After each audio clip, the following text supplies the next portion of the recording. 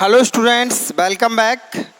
BSc second year electronics में बच्चों last class में अपन पीएन संधि डायोड समीकरण पढ़ रहे थे और इस पीएन संधि डायोड समीकरण में अपन ने वोल्टेज बैरियर यानी विभव रोधिका का मान निकाल लिया था। V equal to k t upon e log n a n d upon n i square. समीकरण 6 दिया था अपन ने। इस समीकरण 6 से अपन क्या कर सकते हैं, विभव पीएन संधि डायोड की विभव रोधिका वीवी का मान ज्ञात कर सकते हैं। किसे? समीकरण 6 से। किसी पीएन संधि डायोड की विभव रोधिका वीवी का मान ज्ञात कर सकते हैं समीकरण 6 से। ये विभव रोधिका का अपन ने मान ज्ञात कर लिया बच्चों। अब अपन आते हैं, इसमें बात आती है विभव रोधिका का मान ज्ञात करने के बाद माना पीएन संधि डायोड में कोई वी विभव की बैटरी अपन कनेक्ट कर रहे हैं, बाह्य बैटरी वी विभव की बाह्य बैटरी कनेक्ट कर रहे हैं। बैटरी अपन दो प्रकार से कनेक्ट कर सकते हैं, एक अग्रवाइस की स्थिति में और दूसरी पश्चवाइस की स्थिति में। जैसा देखिए, ये एक पीएन अर्धचालक है, ये पी और ये एन। इसमें मैंने जब बैटरी के धन टर्मिनल को पी अर्धचालक से और बैटरी के ऋण टर्मिनल को एन अर्धचालक से जोड़ा जाता है तो इसे क्या कहते हैं बच्चों? एक से अग्रवाइस कहते हैं। ये होता है अग्रवाइसीकरण। इसे क्या कहते हैं? अग्रवाइसीकरण। इसमें बैटरी के पॉजिटिव टर्मिनल को पी अर्धचालक से और नेगेटिव टर्मिनल को एन अर्धचालक से जोड़ा जाता है। इस स्थिति में पी अर्धचालक में बहुसंख्यक आवेश वाहक होलेंगे और ये हॉल कहाँ जाते हैं? पी से एन की ओर, और एन से इलेक्ट्रॉन आते हैं किधर? इलेक्ट्रॉन आते हैं एन से पी की ओर, जिसके कारण पी अर्धचालक में तो इलेक्ट्रॉन संख्या घनत्व बढ़ता है और एन अर्धचालक में हॉल संख्या घनत्व बढ़ता है। और इससे धारा की दिशा क्या होगी? इससे ये वाली धारा की दिशा इलेक्ट्रॉनों के विपरीत और हॉलों की दिशा में धारा की दिशा होती है। ये अग्रवाइसी स्थिति होती है। दूसरी पश्चवाइस की स्थिति देखें बच्चों, उत्क्रम वाइस या पश्चवाइस कहते हैं। तो पश्चवाइस या उत्क्रम वाइस में क्या करते हैं? पी अर्धचालक को बैटरी के कौन से टर्मिनल से जोड़ते हैं? ऋणात्मक टर्मिनल से, और एन अर्धचालक को बैटरी के धनात्मक टर्मिनल से जोड़ते हैं।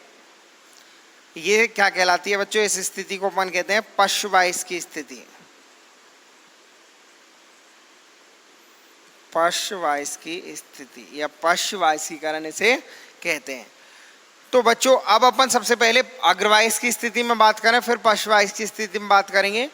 तो अग्रवाइस की स्थिति में क्या होता है? अग्रवाइस की स्थिति में जो पीएन संधि डायोड का पी अर्धचालक है, अग्रवाइस की स्थिति में क्या होता है देखना।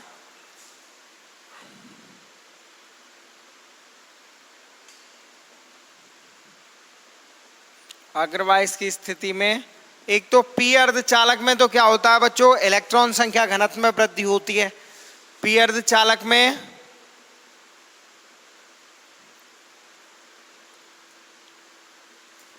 इलेक्ट्रॉन संख्या घनत्व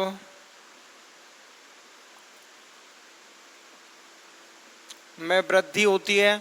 और बच्चों एन अर्धचालक में, एन अर्धचालक के हॉल संख्या घनत्व में, हॉल को H द्वारा दर्शाते हैं, हॉल संख्या घनत्व में वृद्धि होती है। ये होता है।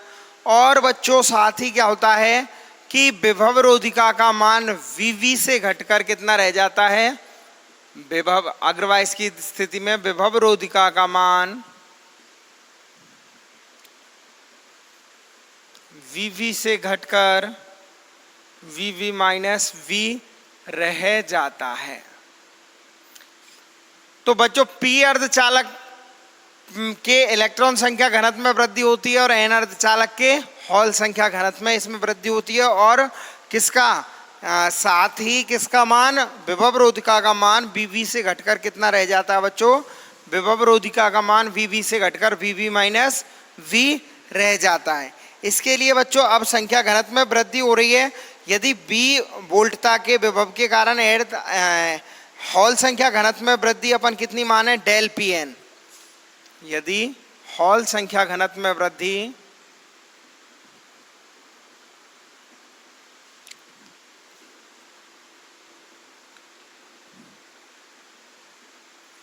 डेल पी एन हो। डेल पी एन कितने बढ़ रहे हैं? डेल पी किस में? एन अर्धचालक में। तो एन अर्धचालक और पी हॉलों के लिए हॉल संख्या घनत्व में वृद्धि डेल पी एन हो रही है। तो इस स्थिति में अब अपन ने देखा था पहले बच्चों पी एन बराबर क्या था? पी एन बराबर था अपना P P exponential minus E V upon के टी। यही था exponential minus E V upon के टी, यानी एन अर्धचालक में हॉलों का जो घनत्व था वो कितना था? पी एन बराबर p P exponential minus E V upon के टी, यही था। अब बच्चों अपन क्या कर रहे हैं इसको? अब अपन कर रहे हैं यहाँ पर पी एन से इसमें वृद्धि कितनी हो गई बच्चों? Del P n. P n से वृद्धि कितनी हो गई इसमें? Del P n. तो मैं अब इसको निकाल रहा हूँ p n plus del P n. ये करने पर क्या हुआ? जो exponential minus E V we upon के टी था, कितना? Minus E V we upon के टी।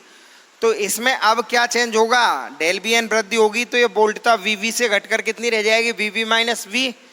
तो वही p P exponential minus E V v से घटकर कितनी? V v minus v upon के टी।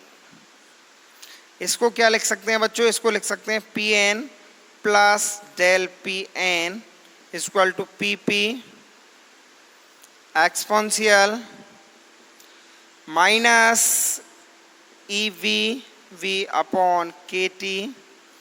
देखो बच्चों इसको इससे गुना करना, minus E V v plus e we upon common में के टी, यानी minus E B B upon के t plus e B upon के टी घात हो गई। इन दोनों को अलग अलग करके लिख रहा हूँ मैं। तो exponential minus E B B upon के टी, भाई ए की घात एम प्लस एन हो तो ए की घात एम इंटू ए की घात एन लिखते हैं ना, ऐसे ही मैं लिख रहा हूँ exponential minus E B B upon के टी इंटू एक्सपोनेंशियल, ये क्या हो गया? Minus minus plus e B upon के टी। क्लियर बच्चों? इसमें से अपन किसको घटा रहे हैं? ये इसमें से मैं डेल पी एन का मान कितनी वृद्धि हुई है ये निकालना है। तो p n plus del P n minus p n. तो इस p n plus del P n में से ये पी एन घटा दूं तो देखना आप p P exponential minus E B B upon के टी तो आ जाएगा क्या? कॉमन। यहाँ क्या बच जाएगा? एक्सपोनेंशियल ई बी अपॉन के टी, यही बचेगा बच्चों। और इसमें से क्या? इसमें से तो एक बचेगा, कुछ नहीं। पी एन घटाएंगे तो ये क्या आया कॉमन? देखना भाई, इस वाली टर्म में से ये वाली टर्म घटा रहे हो तो ये टर्म घटाओगे तो आप एक्सपोनेंशियल इस वाली टर्म में से घटा रहे हो तो इसमें से ये दोनों में से कॉमन आ जाएगा, यहाँ ये बच जाएगा और माइनस का इसमें से एक बचेगा। भाई घटाएंगे तो वो कॉमन आ गया, कुछ नहीं रहेगा, एक रहेगा। तो p P exponential minus E V we upon के टी। भाई इसमें से इसको घटा रहा हूँ तो इन दोनों में ये तो कॉमन आ गया, बचा क्या? यहाँ बचा एक्सपोनेंशियल ई वी अपॉन के टी। और बच्चों ये माइनस में एक, ये बचा, इसमें तो कुछ है नहीं तो एक आ जाएगा माइनस में। पी एन ये कैंसिल हो गया। डेल पी एन बराबर क्या बचा बच्चों? डेल पी एन बराबर p P exponential minus E V we upon के T exponential E B upon के टी माइनस वन। ये बच्चा बच्चों, इसको दे लेना आप समीकरण नंबर, अपन ने कौन सा? ये समीकरण 6 था तो ये समीकरण हो गया अपना 7। ये किसमें? एन अर्धचालक में हॉल संख्या घनत्व में वृद्धि का मान आ गया। एन अर्धचालक में हॉल संख्या घनत्व में वृद्धि का मान अपन ने निकाल लिया। अब इसी प्रकार अपन क्या निकाल सकते हैं बच्चों? इसी प्रकार यदि पी अर्धचालक में इलेक्ट्रॉन संख्या घनत्व में वृद्धि डेल एन पी हो, इसी प्रकार यदि पी अर्धचालक में इलेक्ट्रॉन संख्या घनत्व में वृद्धि डेल एन पी हो तो क्या आएगा बच्चों? डेल एन पी बराबर देखना, सीधा ही लिख दूं इसी प्रकार, या पूरा निकालो तो दोबारा से निकाल लेना, या सीधा लिखो तो इसी प्रकार पी अर्धचालक में इलेक्ट्रॉन संख्या घनत्व में वृद्धि कितनी हो बच्चों, डेल एन पी। पी अर्धचालक में इतनी डेल एन वृद्धि हो रही है, तो डेल एन पी वृद्धि हो तो डेल एन पी बराबर क्या होगा बच्चों, देखना समीकरण 7 से। डेल एन पी बराबर सीधा लिख रहा हूं मैं, n N exponential minus E V we upon के T exponential E V upon के टी -1, यही होगी बच्चों। ये डेल एन पी का मान आ गया, ये दे लेना समीकरण नंबर 8। डेल एन पी का मान निकाल लिया अपन ने, डेल पी एन का मान निकाल लिया, यानी पी अर्धचालक में इलेक्ट्रॉन संख्या घनत्व में वृद्धि निकाल ली, और एन अर्धचालक में हॉल संख्या घनत्व में वृद्धि निकाल ली। अब मैं मान रहा हूं, माना कि एन अर्धचालक में अल्पसंख्यक आवेश वाहक हॉलों का माध्य वेग कितना है, बीपी है। माना कि हॉलों का माध्य वेग बीपी है। हॉलों का माध्य वेग कितना बच्चों, माना कि बीपी है, या बी एच लिख लो, सॉरी, हॉलों के लिए आप लिख लो बी एच। अतः अंतःक्षेपण द्वारा धारा का हॉल घटक, अतः अंतःक्षेपण द्वारा धारा का हॉल घटक क्या होगा बच्चों, आई एच बराबर क्या होगा, ए इंटू ई, क्योंकि डेल जे एच बराबर क्या होगा, आई एच अपॉन ए। देखो डेल जे एच घनत्व हॉलों का घटक बराबर आई एच अपॉन ए बराबर क्या होगा, a E V H del P n, ये होगा। एन अर्धचालक के द्वारा अपन देख रहे हैं, एन अर्धचालक में हॉल संख्या घनत्व के द्वारा इसका हॉल धारा का हॉल घटक देख रहे हैं, तो a e b h del P n होगा। इससे मैं आई एच बराबर क्या लिख सकता हूँ, ए गुना कर दूं e V H del P n. बच्चों डेल पी एन का मान अपन ने किस में निकाल लिया, समीकरण 7 में, तो इससे समीकरण 7 से और इसको दे लेना समीकरण नंबर 9। समीकरण 7 और समीकरण 9, या समीकरण 7 का उपयोग समीकरण 9 में करें तो क्या मिलेगा, देखना।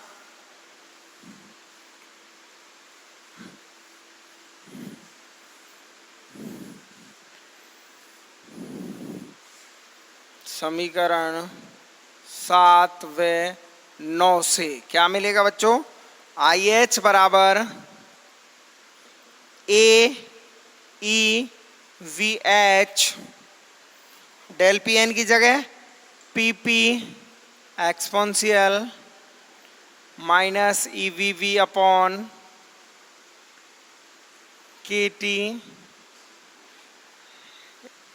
इंटू एक्सपोनेंशियल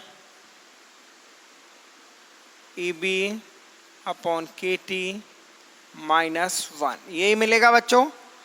अब यहां आप देख रहे हो A E V H P P exponential, ये वाली कंप्लीट टर्म क्या है, ये वाली कंप्लीट टर्म है आपकी कांस्टेंट। तो माना, इसको क्या मान लें, माना A E V H P P exponential minus E V we upon के टी इक्वल टू, मैंने मान लिया कांस्टेंट बी एच, इसको नियतांक मान लिया बी एच, और इसको दे लेना समीकरण नंबर 10। धारा का हॉल घटक आ रहा अपना आई एच बराबर, तो आई एच बराबर क्या लिख सकते हैं, वी एच इंटू एक्स, इसकी जगह मैंने कंप्लीट की जगह बी एच लिख दिया, into exponential E B upon के टी -1, ये लिख सकते हैं बच्चों। ये धारा का क्या हो गया, हॉल घटक का मान हो गया, समीकरण नंबर 10। इसी प्रकार अपन निकालना चाहें तो इलेक्ट्रॉन घटक का मान भी अपन इसी प्रकार से निकाल सकते हैं। किसके अंदर बच्चों इलेक्ट्रॉन घनत्व का मान अपन निकालें, पी अर्धचालक के अंदर अपन किसका मान निकालें, इलेक्ट्रॉन घनत्व का मान निकालें। तो इलेक्ट्रॉन घनत्व का मान इसी प्रकार से आई ई बराबर क्या होगा बच्चों, इसी प्रकार से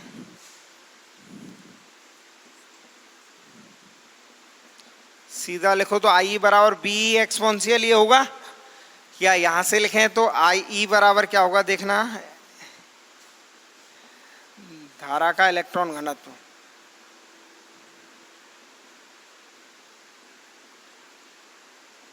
इसी प्रकार से धारा का इलेक्ट्रॉन घनत्व आई ई इक्वल टू क्या होगा बच्चों, हाँ आई ई इक्वल टू होगा बच्चों, देखना वही क्षेत्रफल ए, आवेश वही ई, वी एच की जगह आवेश वेग क्या हो जाएगा, इलेक्ट्रॉनों का वेग वी ई या वी एन मान लो या वी ई, पी पी की जगह N N exponential minus E V we upon के T exponential E V upon के टी माइनस 1, ये होगा बच्चों। अब देखना बच्चों ये वाली भी टर्म पूरी क्या है, कांस्टेंट, तो इसको अपन क्या लिख सकते हैं, इसको लिख सकते हैं आई ई बराबर, इसको मान लें क्या नियतांक वी ई, तो ये हो गई b e into exponential E B upon के टी माइनस 1, ये आ गया अपना समीकरण नंबर 11। और ये समीकरण क्या है, इलेक्ट्रॉन घटक, धारा का इलेक्ट्रॉन घटक, हॉल घटक निकाल लिया अपन ने, और धारा का कौन सा घटक निकाल लिया अपन ने, इलेक्ट्रॉन घटक। अब बच्चों इलेक्ट्रॉन घटक और हॉल घटक दोनों प्राप्त कर लिए हैं, तो कुल धारा क्या होगी, इलेक्ट्रॉन घटक की धारा प्लस हॉल घटक की धारा, तो कुल धारा आई बराबर क्या होगा, अतः कुल धारा आई बराबर आई ई प्लस आई एच। बच्चों समीकरण नंबर 10 में आई एच का मान है और 11 में आई ई का मान है, तो समीकरण 10 और 11 से क्या लिख सकते हैं, देखना आप,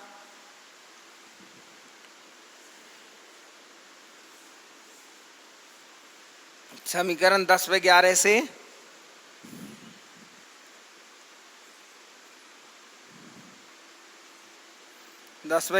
आई बराबर क्या होगा बच्चों, आई ई प्लस आई एच, और आई ई का मान क्या है, आई ई का मान है आपका v e exponential E B upon के टी माइनस 1। और बच्चों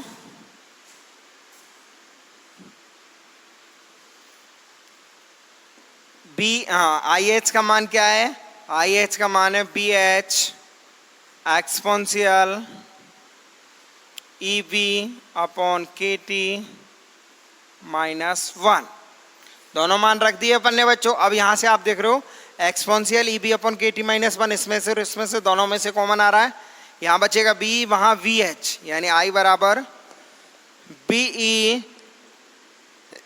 plus b h exponential E V upon के टी माइनस 1, यही बचा बच्चों। यानी इसको आप क्या लिख सकते हो, आई बराबर बी ई plus v h exponential E B upon के टी माइनस 1, इसको दे लेना अपन समीकरण 12। ये समीकरण 12 जो अपन ने प्राप्त किया, ये हॉल घटक की धारा और इलेक्ट्रॉन घटक की धारा दोनों का क्या है बच्चों, योग, यानी कुल धारा घटक है, यानी क्या है, ये दोनों घटकों के कारण कुल धारा का मान है।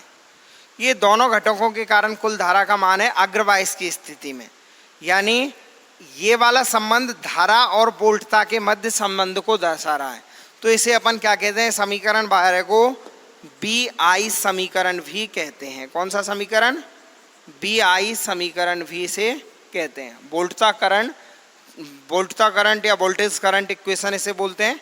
साथ ही बच्चों ये जो समीकरण अपन ने धारा और वोल्टता के मध्य संबंध को दर्शा रहा है, ये वाला समीकरण ही क्या कहलाता है, इसी को अपन बच्चों कहते हैं p n junction diode equation,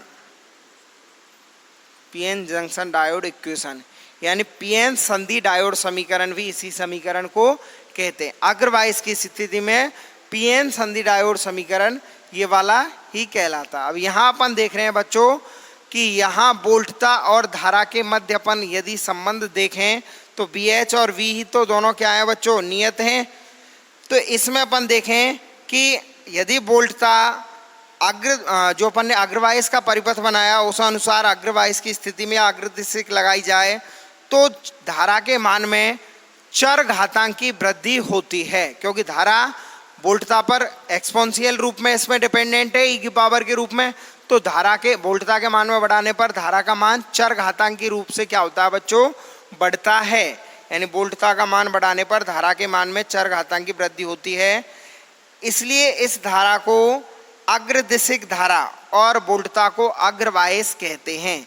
तो इसमें अपन ग्राफ खींचें तो ऐसे चर घातांकी रूप से वोल्टेज V और I के मध्य ग्राफ प्राप्त होता है। अब दूसरी बात करें अपन किसकी बच्चों, पीएन संधि डायोड के रिवर्स वाइज की। पीएन संधि डायोड का ये तो फॉरवर्ड वाइज देख लिया अपन ने, इसमें अपन ने पीएन संधि डायोड समीकरण अपन ने जो प्राप्त करना था प्राप्त कर लिया। अब अपन दूसरी स्थिति लेके चले थे, कौन सी, रिवर्स वाइज। रिवर्स वाइज में क्या करते हैं, बैटरी के पॉजिटिव टर्मिनल को एन अर्धचालक से और बैटरी के नेगेटिव टर्मिनल को किससे, पी अर्धचालक से, यानी positive to negative and negative to positive connection करते हैं। तो उसे अपन क्या कहते हैं, उसे अपन रिवर्स वाइज कहते हैं, उत्क्रम वाइज कहते हैं या पश्च वाइज कहते हैं। तो पश्च वाइज की स्थिति में क्या होता है बच्चों, इसमें चर घातांक की exponential minus EB upon KT जो टर्म है, चर घातांक की exponential minus EB upon KT वाली टर्म क्या हो जाती है बच्चों, जीरो हो जाती है। तो बच्चों पीएन संधि डायोड के उत्क्रम बायस की बात करें तो पहली बात तो उत्क्रम बायस में क्या होता है, उत्क्रम बायस में ये एक्सपोनेंशियल E की power minus EB upon KT जो टर्म है, ये टर्म क्या बन जाती है बच्चों, ये टर्म जीरो बन जाती है। एक्सपोनेंशियल EB अपॉन KT वाली टर्म क्या बन जाती है, इसमें ये वाली टर्म बन जाती है जीरो। और विभव रोधिका का मान क्या होता है, VV से बढ़कर VV प्लस V हो जाता है और उस स्थिति में एक्सपोनेंशियल EV अपॉन KT बराबर क्या हो जाता है बच्चों, ये वाली टर्म हो जाती है जीरो। ये टर्म जीरो हो जाएगी तो आप देखोगे उत्क्रम बायस की स्थिति में, उत्क्रम बायस की स्थिति में क्या होगा, I बराबर BE प्लस BH, ये वाली टर्म तो जीरो बन गई बच्चों, इनटू माइनस एक रह जाएगा। यानी ये BE प्लस VH को अपन क्या लिख रहे थे, BE प्लस VH को अपन IS लिख सकते हैं। यहाँ पे आप देना चाहो तो ये समीकरण दे लेना, I बराबर IS exponential EB upon KT minus 1। यहाँ IS बराबर क्या है, BE प्लस VH, ठीक है। तो ये वाला क्या बच गया, I बराबर minus of BE plus BH, ये बच गया बच्चों। इससे अपन क्या लिख सकते हैं, BE प्लस BH को मान रहे हैं अपन, माना BE प्लस VH बराबर नया कॉन्स्टेंट IS। तो I बराबर क्या हो गया, माइनस ऑफ IS, और I का मान माइनस ऑफ IS हो गया बच्चों। और IS बराबर क्या होगा, BE और BH का मान, और BE और BH का मान अपन ने पहले निकाला था। BE और BH का मान अपन निकाल चुके हैं पहले, वो क्या था, AE तो दोनों में से कॉमन आ जाएगा, AE exponential minus EBB upon KT तो दोनों में से कॉमन आ जाएगा। देखो ये आया AE exponential minus EBB upon KT, BH और BE दोनों का मान था ये, तो दोनों में से कॉमन आ गया। अब इसके अलावा क्या, हॉलों का वेग अपन ने माना था VH, और इलेक्ट्रॉनों का वेग क्या माना था अपन ने, इलेक्ट्रॉनों का वेग माना था अपन ने VE, और घनत्व का मान कितना था इलेक्ट्रॉनों के लिए एन, तो ये क्या बचा इलेक्ट्रॉनों के लिए, तो बचा एन बी ई प्लस होलों के लिए पी पी वी एच, यही बचेगा बच्चों। ये आई का मान आ गया कब, उत्क्रम 22 की स्थिति में। आई बराबर माइनस आई एस, और इसका मान होगा माइनस ऑफ, माइनस है यहाँ पे तो ये माइनस लगा देना, माइनस ऑफ ए ई, दोनों का बी एच और बी ई का मान रख के अपन ने जोड़ दिया, माइनस आगे लगा दिया, minus A E exponential minus E B B upon के टी एन ई बी ई plus P P V H. ये अपना किसका, उत्क्रम 22 स्थिति में धारा का मान आ गया। और इस स्थिति में विभव रोधिका का मान कितना होता है बच्चों, वीवी से बढ़कर, विभव रोधिका का मान वीवी से बढ़कर क्या हो जाता है, बीवी प्लस वी। ठीक है, यानी इसकी मोटाई में क्या हो जाती है, विभव रोधिका की मोटाई में क्या हो जाती है, वृद्धि हो जाती है। और यह वृद्धि होने पर कैसा, परावैद्युत माध्यम का कार्य करती है। तो आज की स्थिति में अपन ने जब ये परावैद्युत माध्यम का कार्य करती है तो उत्क्रम 22 की स्थिति में अल्प मात्रा में इससे धारा प्रवाह होता है, उत्क्रम 22 में। तो ये था अपना पीएन संधि डायोड समीकरण, अग्रवाइस स्थिति और पश्चवाइस स्थिति दोनों में। आज की क्लास में अपन बच्चों इतना ही पढ़ेंगे। इसके बाद जो अगला टॉपिक है अपना उसे पढ़ पाएंगे अपन नेक्स्ट क्लास में। आज की क्लास के लिए धन्यवाद।